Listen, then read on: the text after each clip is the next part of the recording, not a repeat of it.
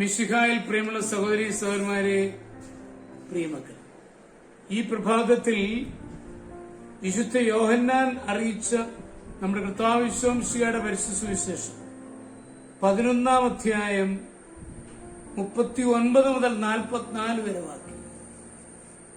Saint John's gospel chapter 11 verses 39 to 44. Isho പറഞ്ഞു, ആ കല്ലെടുത്ത് മാറ്റുവിൻ. മരിച്ചയാളുടെ സഹോദരിയായ മർത്ത പറഞ്ഞു, കർത്താവെ, ഇപ്പോൾ ദുർഗന്ധമുണ്ടായിരിക്കും, ഇത് 4-ാം ദിവസമാണ്. ഈശോയോട് ചോദിച്ചു, വിശ്വസിച്ചാൽ നീ ദൈവമഹത്വം ദർശിക്കുമെന്ന് ഞാൻ നിന്നോട് പറഞ്ഞില്ലേ? അവർ കല്ലെടുത്തു മാറ്റി.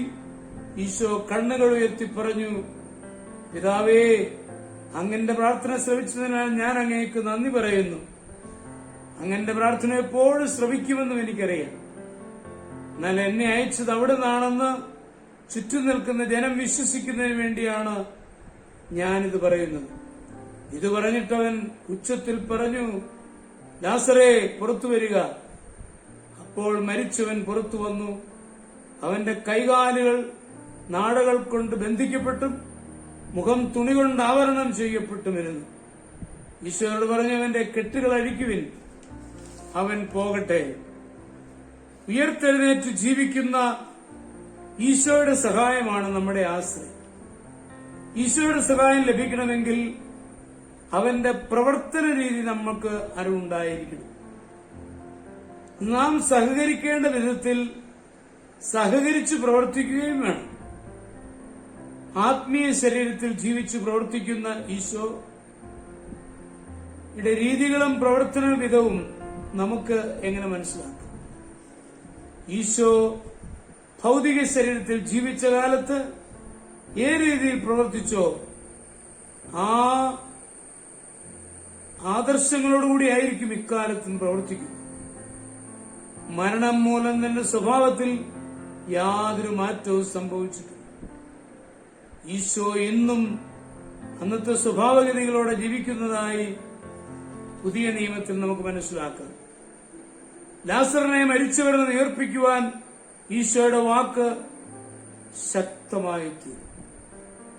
എന്നാൽ കല്ലറ തുറക്കുവാനും മൃതശരീരത്തിലെ കെട്ടുകൾ അഴിക്കുവാനും മറ്റുള്ളവരുടെ സഹകരണം ഈശോ ആവശ്യപ്പെടുന്നു. ഇന്ന് ലോകത്തിൽ പ്രവർത്തിക്കുവാൻ നമ്മുടെ സഹകരണം ഈശോ ആഗ്രഹിക്കുന്നുണ്ട്. നാം കർത്താവിനോട് ചേർന്ന് പ്രവർത്തിച്ചാൽ കർത്താവ് അത്ഭുതങ്ങൾ പ്രവർത്തിക്കും. നമ്മുടെ കഴിവിന്റെ പരമാവധി അധ്വാനിക്കുകയും ഈശോയുടെ സഹായം തേടുകയുമാണ് വേണ്ടത്. ഒരു പ്രശ്നം തീർത്തു തരുവാൻ നാം പ്രാർത്ഥിക്കുമ്പോൾ നമ്മുടെ കഴിവുകൾ അതിനായി ആവുന്നത്ര ഉപയോഗിക്കണം.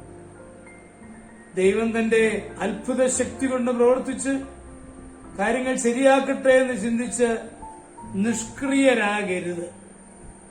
നമ്മളാലാവത് പ്രവർത്തിക്കണം.